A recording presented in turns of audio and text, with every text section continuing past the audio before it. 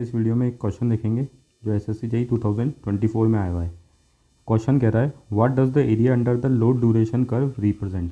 देखो load duration curve होता है जिसके बारे में मैं आपको बता दूंगा, ठीक है। तो ये पूछ रहा है कि जो लोड ड्यूरेशन कर्व का जो एरिया होता है वो क्या रिप्रेजेंट करता है, ठीक है। तो ये कुछ ऑप्शन दे रखे थे, ऑप्शन पढ़ने में मैं टाइम ख़राब नहीं करूँगा, ठीक है, आप पढ़ सकते हो पॉज करके। तो इनमें से एक करेक्ट है। तो सबसे पहले देखो लोड ड्यूरेशन कर्व समझाना है ना मुझे, तो सबसे पहले मेरे को आपको लोड कर्व समझाना पड़ेगा जिसको क्रोनोलॉजिकल कर्व भी बोलते हैं, ठीक है। लोड ड्यूरेशन कर्व नहीं समझा रहा हूँ, सबसे पहले लोड ड्यूरेशन कर्व समझने के लिए अपन को लोड कर्व समझना पड़ेगा जिसको क्रोनोलॉजिकल कर्व भी बोलते हैं, कर्व भी बोलते हैं, ठीक है ना। तो लोड कर्व क्या होता है, देखो मैं इसे रीड करके बताता हूँ। Load curve shows the variation of load on power station with respect to time. Load curve क्या शो करता है, variation of load on power station with respect to time. देखो यहाँ पे लोड जो है वो वेरी कर रहा है, यहाँ पे लोड कम है, यहाँ पे लोड ज़्यादा है। तो पावर स्टेशन पे किस टाइम पे कितना लोड पड़ रहा है ये कौन कौन शो करता है, कौन बताता है, लोड कर्व बताता है, ठीक है, जिसको अपन क्रोनोलॉजिकल कर्व भी बोलते हैं। और ये मैंने इसकी लिख दी डेफिनेशन, मतलब ये होता क्या, डेफिनेशन मतलब ये होता क्या है, ठीक है। तो ये तो हो गया लोड कर्व जो बता रहा है variation of load on power station with respect to time, के पावर स्टेशन पे कितना लोड है किस टाइम पे, ठीक है। देखो लोड वेरी कर रहा है, आपको पता है लोड हमेशा एक जैसा तो रहेगा नहीं, कभी लोड ज़्यादा होगा पावर स्टेशन पे, कभी लोड कम होगा, ठीक है। तो अब देखो अपन देखते हैं लोड ड्यूरेशन कर्व। देखो लोड ड्यूरेशन कर्व जो ऑब्टेन करना है ना वो अपन को करना है लोड कर्व से ऑब्टेन होता है, ठीक है। मैं आपको सबसे पहले रीड करके बताऊंगा और फिर बताऊंगा कि इसका मतलब क्या है। ये कहता है when the load element of load curve are arranged in order of descending magnitude। जो लोड एलिमेंट है लोड कर्व के उनको अगर डिसेंडिंग ऑर्डर के मैग्नीट्यूड में अरेंज किया जाए तो जो कर्व हमें मिलेगा वो कहलाएगा लोड ड्यूरेशन कर्व। देखो मैं यहाँ पे बताता हूँ, ये लोड कर्व है, ठीक है ना।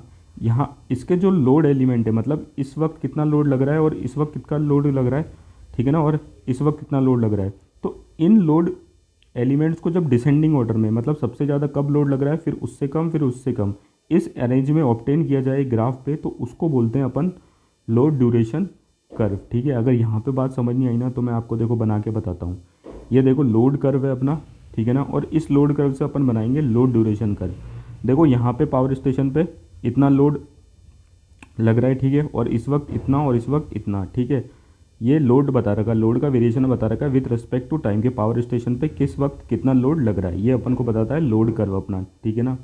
सॉरी यहाँ पे लोड ड्यूरेशन कर्व गलत लिख दिया यार, ये लोड कर्व होगा सिर्फ, ये अपना लोड ड्यूरेशन कर्व बनेगा लोड कर्व से। फिर से बोल देता हूँ, ये लोड ड्यूरेशन कर्व गलत लिख दिया, ये सिर्फ लोड कर्व है, ठीक है। ये क्या है, लोड कर्व, और ये अपना लोड ड्यूरेशन कर्व है। तो इस लोड कर्व से देखो लोड ड्यूरेशन कर्व बनाना है, तो मैंने कहा जो एलिमेंट है लोड कर्व के उनको डिसेंडिंग ऑर्डर में अरेंज करेंगे तो अपन को क्या मिलेगा, लोड ड्यूरेशन कर्व। फिर से बोल देता हूँ, लोड कर्व के लोड एलिमेंट को अगर अपन डिसेंडिंग ऑर्डर में अरेंज करेंगे तो वो क्या मिलेगा अपन को, लोड ड्यूरेशन कर्व। असेंडिंग मतलब घटते हुए, सबसे पहले सबसे बड़ा, फिर उससे छोटा, फिर सबसे छोटा। तो देखो सबसे ज़्यादा लोड यहाँ पे हो रहा है, ठीक है ना, तो देखो इसको मैंने मार्क किया। फिर उससे इससे कम यहाँ पे, तो इसको मैंने मार्क किया। फिर ये देखो यार ये दोनों लाइन सेम बन गई, इसलिए मैंने इसको थोड़ा ऊपर से ले लिया, तो ऐसे सोचना मत कि भाई ये, ठीक है ना, तो वो गलती से बराबर ही उस पर बन गई हॉरिजॉन्टल लाइन पे, तो मैंने इसको थोड़ा, मुझे ये वाला ज़्यादा दिखाना है तो मैंने इसको थोड़ा सा ऊपर ले लिया, ठीक है। फिर सबसे कम ये वाला, ठीक है। अब देखो डिसेंडिंग ऑर्डर में, तो सबसे पहले सबसे बड़ा वाला बना दिया, फिर उससे कम वाला बनाया, नीचे आके देखो ये ऐसे, फिर उससे कम वाला ये बनाया मैंने, फिर उससे कम वाला ये। तो लोड कर्व से मेरा देखो लोड ड्यूरेशन कर्व बन गया डिसेंडिंग ऑर्डर में लगाते हुए किसको, लोड एलिमेंट को, ठीक है। अब देखो ये तो बात हो गई लोड ड्यूरेशन कर्व की, ठीक है ना, और मैंने आपको बता भी दिया कि लोड ड्यूरेशन कर्व बनेगा कैसे। देखो load duration curve is obtained by using the daily load curve. मैंने जैसे कि आपको ऊपर बताया लोड ड्यूरेशन कर्व किससे ऑब्टेन्ड होगा, डेली लोड कर्व से। तो देखो लोड ड्यूरेशन कर्व जो है ना वो 3 पार्ट में डिवाइड होता है। देखो जैसे कि मैंने इसको फिर से बनाया यहाँ पे, यही जो लोड ड्यूरेशन कर्व है ना, ठीक है, ये उसको मैंने फिर से बनाया, ये 3 पार्ट में डिवाइड होता है।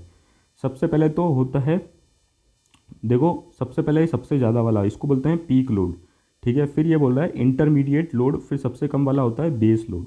तो देखो बेस लोड क्या होता है, load below which the demand never fall.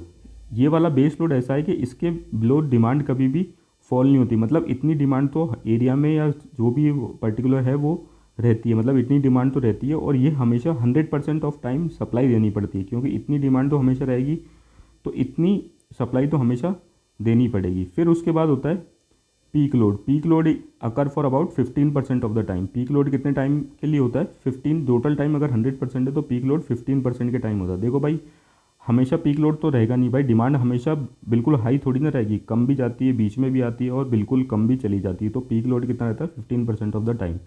फिर होता है इंटरमीडिएट लोड, जो बेस लोड और पीक लोड के बीच में होता है। तो देखो इसके लिए मैंने ये लिख दिया, represent the remaining load between base load and peak load. ठीक है। अब देखो भाई, ये अपना जो क्वेश्चन था वो क्या पूछ रहा था कि ये क्या रिप्रेजेंट करता है। मतलब फिर से बताता हूँ, ये देखो मैं रीड भी करके दिखा देता हूँ, ये क्या रिप्रेजेंट करता है अपना। The what does the area under the load duration curve represent. जो एरिया है लोड ड्यूरेशन कर्व में वो क्या रिप्रेजेंट कर रहा है। ठीक है, तो देखो मैं आपको पहले यहाँ पे समझाता हूँ, फिर आगे मैं उसको बता भी दूंगा। तो एरिया क्या रिप्रेजेंट कर रहा है भाई, देखो ये एरिया ये क्या रिप्रेजेंट कर रहा है, ये रिप्रेजेंट कर रहा है, देखो अपन को पीक लोड सप्लाई करना है, तो अपन को पीक लोड सप्लाई करना है तो उतनी यूनिट जनरेट करनी पड़ेगी। ठीक है ना, ये देखो किलोवाट में उतनी यूनिट जनरेट करनी पड़ेगी। तो ये उस चीज़ को बता रहा है कि भाई अपन को पर्टिकुलर टाइम में कितनी यूनिट जनरेट करनी पड़ रही है। देखो पीक लोड में ज़्यादा यूनिट जनरेट करनी पड़ेगी, इंटरमीडिएट लोड में उससे कम यूनिट जनरेट करनी पड़ेगी और बेस लोड में सबसे कम यूनिट जनरेट करनी पड़ेगी। तो ये एरिया क्या बता रहा है, ये बता रहा है कि अपन को यूनिट कितनी जनरेट करनी है। तो देखो फिर मैंने इसके लिए यहाँ पे लिखा भी है, area under the load duration curve is equal to the daily load curve. देखो ये तो बात मैं आपको बताना भूल गया, सिंपल सी बात है भाई, ये वाला एरिया लोड ड्यूरेशन कर्व और लोड कर्व का एरिया हमेशा सेम ही होगा, क्यों, इससे ही तो बना है। ठीक है ना। और फिर लिखा है and gives the number of unit generated for a given period. तो लोड ड्यूरेशन क्या देता है? Number of unit generated, kilowatt unit generated for a given period. Kilowatt भी हो सकती है, मेगावाट भी हो सकती है। तो देखो अपना सिंपल सा आंसर आ गया कि क्या, कि area under the load duration curve represent the total number of unit generated for period considered. मतलब एक पीरियड में कितनी unit generate, total number of कितनी यूनिट जनरेट हो रही है। तो यही का ऑप्शन जो होगा वो अपना करेक्ट होगा। Thank you.